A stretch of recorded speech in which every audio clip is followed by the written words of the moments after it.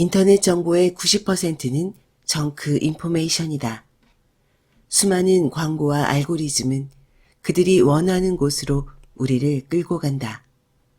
가장 무서운 것은 우리 스스로 이용당하는 것을 모른다는 것이다. 알고리즘은 신이 되고 있다.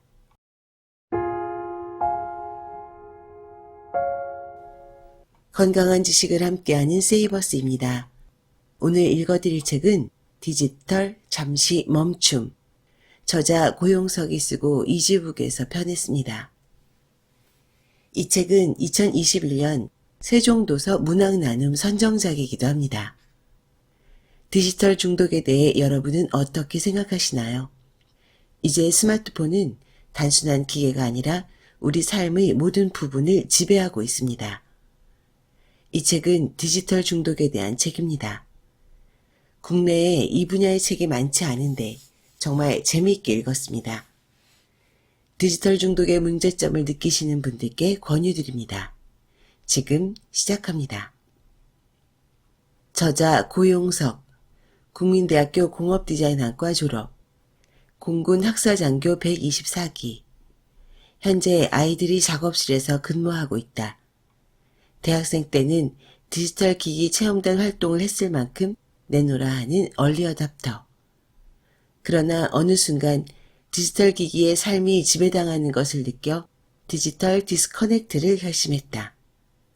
앞으로도 디지털과 삶의 조화를 계속해서 고민하고 실험하고 그 결과를 사람들과 공유하고 싶다. 지금부터 책의 본문 일부를 읽어드리겠습니다. 나는 이른바 얼리어답터였다. 중학생 때부터 당시 생소했던 PDA 개인정보 단말기를 사용했고 남들이 카세트 테이프, CD 플레이어로 음악을 들을 때 처음으로 MP3 플레이어를 썼다. 대학생 때는 디지털 기기 체험단 활동을 하면서 사용기를 꾸준히 연재했다. 생활을 모두 디지털화하기 위해 다이어리보다 에버노트, 종이와 연필보다는 키보드와 마우스, 애플 펜슬로 모든 걸 대체하려고 했다. 디지털 카메라가 나온 후부터는 하루 종일 내 일상을 찍어댔다. 그야말로 메모리가 허용하는 한 무한히 사진을 찍었다.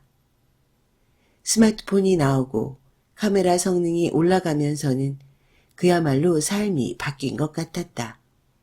손바닥만한 기계에서 사진도 찍고 전화도 하고 모든 정보를 몇 번의 터치로 얻을 수 있었다. 나에게 스마트폰은 하나의 종교와도 같았다. 내 일상은 완전히 스마트폰에 사로잡혔다. 아침에 눈을 뜨면서부터 잠이 들 때까지 손에서 스마트폰을 절대로 놓지 않았다. 귀에는 항상 이어폰이 꽂혀 있었고 눈은 쉴 틈이 없었다. 홀로 있을 때는 항상 고개를 숙이고 스마트폰을 들여다봤다. 당시 내 일상은 이랬다. 아침에 일어나자마자 스마트폰을 잠금 해제하고 메신저를 확인한다. 출근길엔 한 손에 스마트폰을 들고 유튜브를 본다. 점심 식사 때에도 한 손에는 스마트폰이 들려있다. 화장실에 갈 때도 빈손으로 가는 일이 없다. 무조건 스마트폰을 쥐고 잠깐의 틈이라도 생기면 뉴스나 메신저를 확인한다. 스마트폰을 보면서 퇴근한다. 집에 돌아와 샤워할 때는 음악을 틀어놓는다. 스마트폰으로 재미있는 영상이나 게시물을 보며 잠이 든다. 스마트폰과 시작한 하루는 스마트폰과 함께 끝났다. 스마트폰은 이제 우리와 완벽하게 붙어 있다. 나는 아이들에게 미술을 가르치는 직업을 갖고 있다. 수업을 하려고 하면 엄마와 떨어지길 두려워하는 아이들이 있다. 조금이라도 엄마와 멀어지면 바로 불안해한다. 이 풍경은 우리가 스마트폰과 멀어질 때의 모습과도 같다. 친구들과 술자리에 모이면 각자 테이블 위에 스마트폰을 올려놓는다. 조금이라도 일이 생겨 오래 확인하지 못하면 마치 엄마와 떨어져 있는 아이처럼 불안해진다. 심지어 유령 진동 현상까지 경험한다. 주머니에 아무것도 없는데도 전화, 문자, 메신저 알람이 느껴지는 것이다. 일터에서 학부모와 상담할 때면 큰 공감을 불러일으키는 것이 바로 스마트폰과 관련된 이야기다. 이제 누구도 스마트폰으로부터 자유로울 수 없고 스마트폰은 부모와 아이의 삶을 바꿀 만큼 파괴력을 지녔다. 어떤 분은 이렇게 고백했다. 요즘 스마트폰에는 사용시간을 집계해주는 기능이 있잖아요. 잠들어 있는 시간을 빼고는 거의 스마트폰을 보고 있었더라고요. 아이보다 더 많은 시간이었어요. 한마디로 아이를 양육한 게 아니라 스마트폰을 양육하고 있었던 거죠. 정크푸드보다 위험한 정크 인포메이션. 어느 날 외계인들이 지구를 방문했다. 그들은 지구에 들어선 순간 엄청나게 정보를 먹어대는 지구인을 보고 기겁할 것이다. 길거리에서, 침실에서 모두가 고개를 숙이고 정보를 탐닉하는 모습을 보면 외계인은 어떤 생각을 할까? 심지어 그 정보의 종류도 너무나 다양하고 양도 무지막지하다. 오늘날 우리는 뱃속에 들어가는 음식에 대해서는 아주 예민하게 받아들이면서 뇌 속에 들어가는 정보에 대해서는 그다지 신경 쓰지 않는다. 잠깐이라도 무언가를 입력하지 않으면 지루함이 찾아온다. 즉, 허기가 지는 것이다. 그래서 바로 스마트폰을 잠금 해제한 후 허기를 채운다. 한 조사에 따르면 한국인의 하루 평균 스마트폰 잠금 해제 횟수는 90회라고 한다. 특히 사회적 활동이 왕성한 20, 30대는 하루 평균 100회에서 120회 스마트폰을 잠금 해제한다. 음식 섭취 횟수가 하루 3끼의 간식을 포함하더라도 10회도 안 되는 것과 비교하면 어마어마한 양이다. 하지만 우리가 하루의 대부분을 스마트폰 등의 디지털 디바이스가 주는 정보를 먹고 있는 것은 분명한 사실이다. 간편하고 맛있지만 영양가가 없는 음식을 정크푸드라고 한다. 건강에 관심 있는 사람이라면 가장 경계하는 음식이다. 하지만 모두가 자신의 뇌에 들어가는 정보에는 대부분 큰 관심이 없다. 이렇게 하루 종일 정보를 뇌 속에 우겨넣는 사람들 중 꼭 필요한 정보만을 받아들이는 사람은 없다. 대부분 수많은 광고에 노출되어 있고 구글과 유튜브, 각종 뉴스 사이트는 교묘하게 사람들을 자신들에게 유리한 정보로 유인한다. 정크 인포메이션과 알고리즘. 이른바 알고리즘의 인도라고 불리는 현상이 있다. 특히 유튜브를 보다 보면 분명 필요한 영상을 보기 시작했는데 어느 순간 전혀 의도하지 않은 영상을 보고 있는 자신을 발견한다. 내가 왜 이걸 보고 있는지 모르겠다 라는 댓글에 수천 개의 좋아요가 찍혀 있다. 정크 인포메이션이 정크푸드보다 위험한 이유다. 일단 돈이 들지 않는다.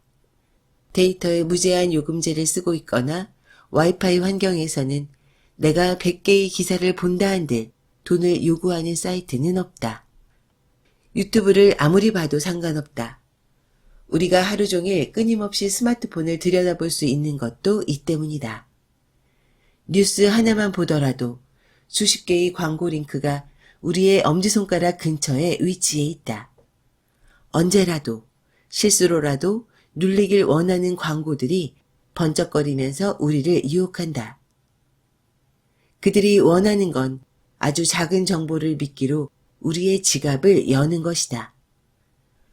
구글과 유튜브, 네이버 등 거대 디지털 기업들의 주 수익원이 광고임을 생각하면 우리가 먹는 정보 대부분에는 그들이 원하는 약, 즉 광고가 묻어있다.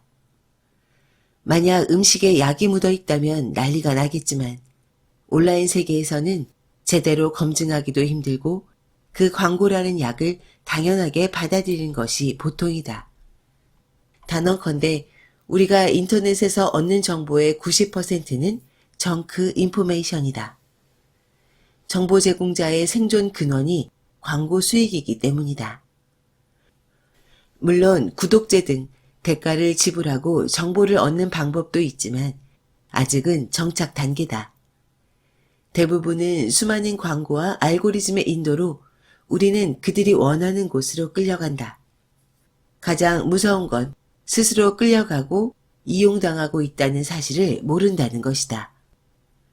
우리는 우리가 원해서 스마트폰을 이용하고 정보를 검색한다고 생각한다. 하지만 많은 경우 연관 검색어나 당신이 좋아할지도 모르는 정보라는 말 등으로 자신도 모르게 그들이 원하는 곳으로 이동한다. 바로 그래서 디지털 잠시 멈춤, 즉 디스커넥트가 필요하다. 스마트폰과 디지털 디바이스가 가진 무궁무진한 기능과 가능성에서 우리를 분리시킬 필요가 있다. 그리고 가장 소중한 것에 커넥트 해야 한다. 그것이 우리가 살아남는 길이자 행복해질 수 있는 방법이다. 현대의 디지털 당뇨병, 난독증. 긴 글을 읽는 것이 점점 어려워지고 있다. 게시판에 유용한 정보를 올려도 길면 사람들이 읽지 않는다. 바로 댓글란으로 이동해 누군가 올려놓은 세 줄 요약을 찾는다.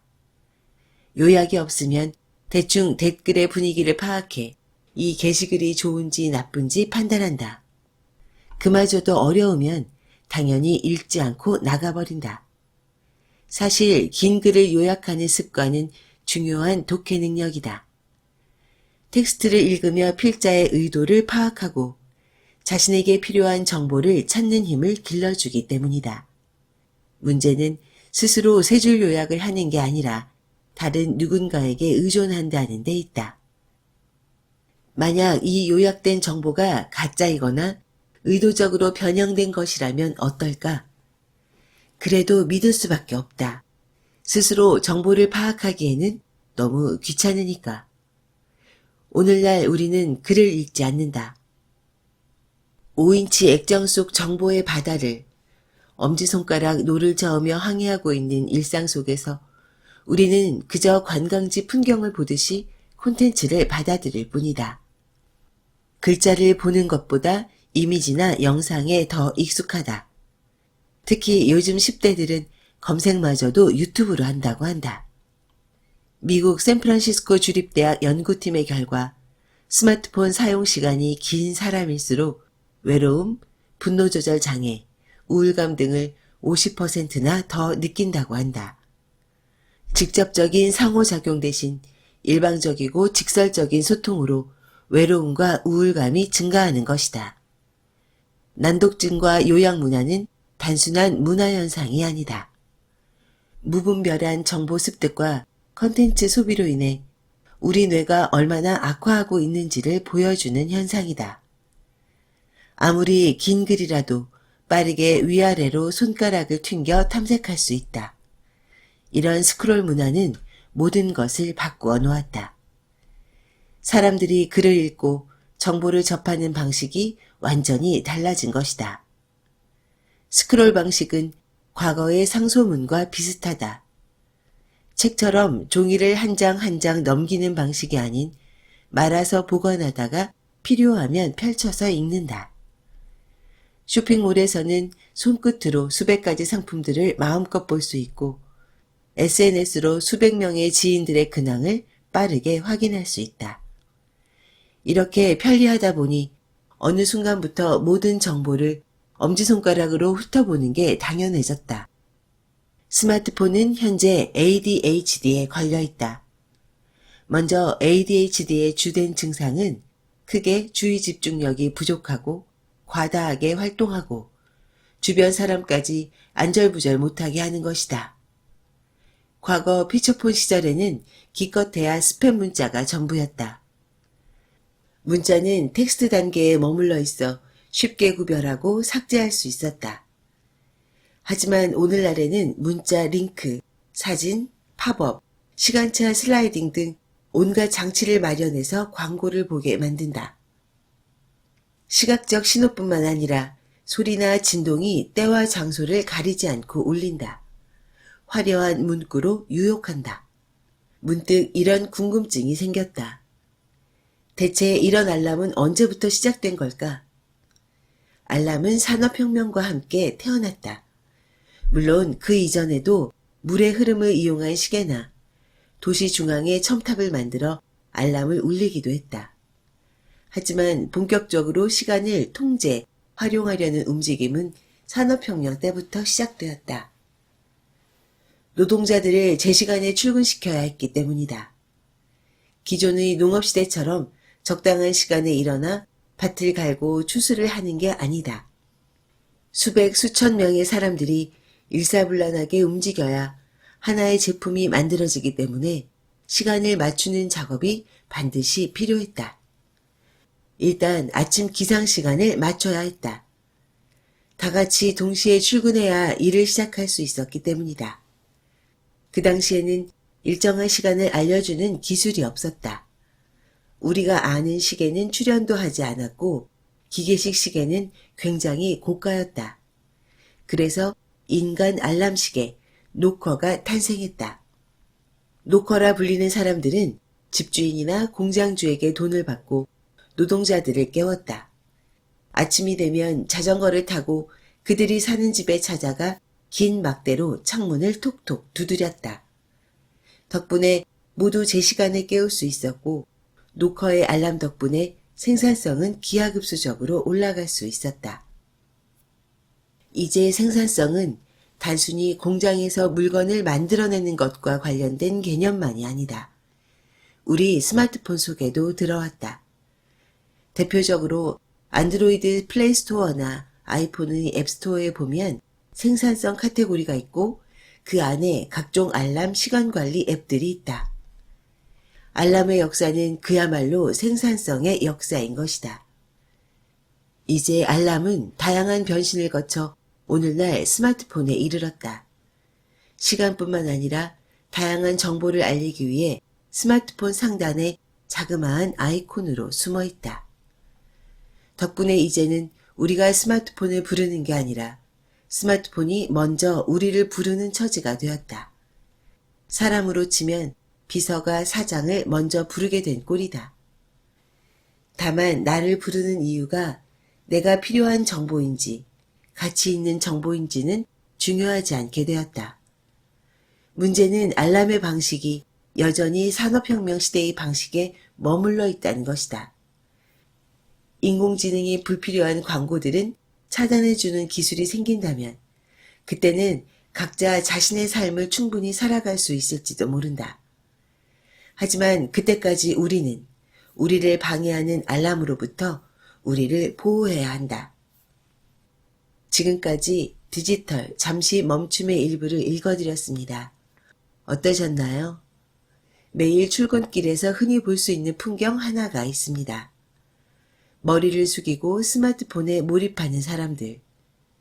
이제는 너무 흔해져서 이상하지도 않습니다. 스마트폰을 보느라 부딪히는 경우도 심심치 않게 볼 수 있습니다. 이제 스마트폰은 친구이며 연인이며 그리고 교사입니다. 스마트폰은 끊임없이 뇌에 보상을 해줍니다. 끊임없는 화면 변화와 정보는 뇌의 도파민 분비를 증가시킵니다. 어느새 스마트폰이 주인이 되어버린 듯합니다. 저는 최근 디지털 중독의 문제점을 인식하고 여러 책들을 찾아보았습니다. 해외 서적도 검색을 해보았는데요. 생각보다 많지 않았습니다. 국내 서적은 말할 것도 없고요. 제 생각에 이 책은 디지털 중독에 대해 가장 심도 깊은 국내 서적이라고 생각합니다. 고용석 저자에게 감사의 마음을 보냅니다. 오늘은 디지털 중독에 대해 살펴보았습니다. 다음 시간에는 저자가 생각하는 디지털 중독의 해결책에 대해 살펴보도록 하겠습니다. 지금까지 건강한 지식을 함께하는 세이버스였습니다. 여러분의 건강한 삶을 응원합니다. 감사합니다.